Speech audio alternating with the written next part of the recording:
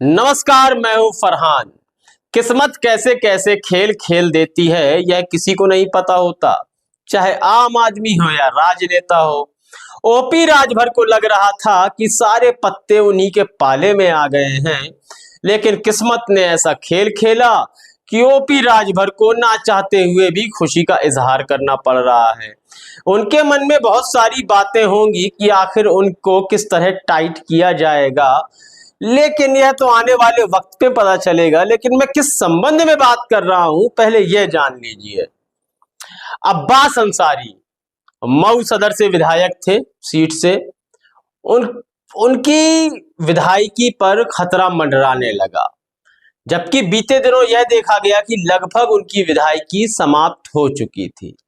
सबने यह मान लिया था कि मऊ सदर सीट पर उपचुनाव होगा। अब भाई, जब इस उपचुनाव की बात आ रही थी, तब ओपी राजभर ने कहा कि इस उपचुनाव में मैं अपना उम्मीदवार उतारूंगा। भाजपा भी अपना उम्मीदवार उतारना चाहती थी, लेकिन ओपी राजभर ने उस समय एक ऐसा बयान दिया जिसको अब वह उसको मतलब कैसे खत्म करेंगे, उस बयान को इस समाज से कैसे डिलीट करेंगे। ओपी राजभर ने कहा था कि मऊ सदर सीट से अंसारी परिवार के किसी भी व्यक्ति को टिकट नहीं दिया जाएगा, जबकि अब्बास अंसारी उन्हीं की पार्टी से चुनाव लड़े थे।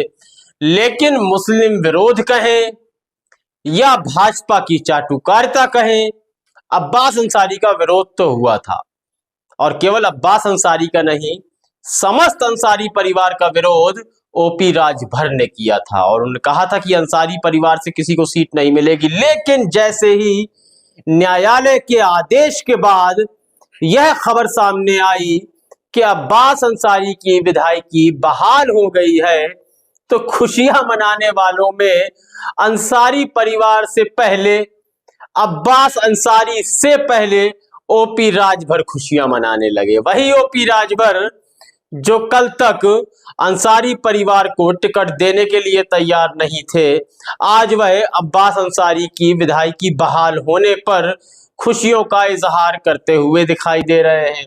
क्या ये वही ओपी राजभर हैं?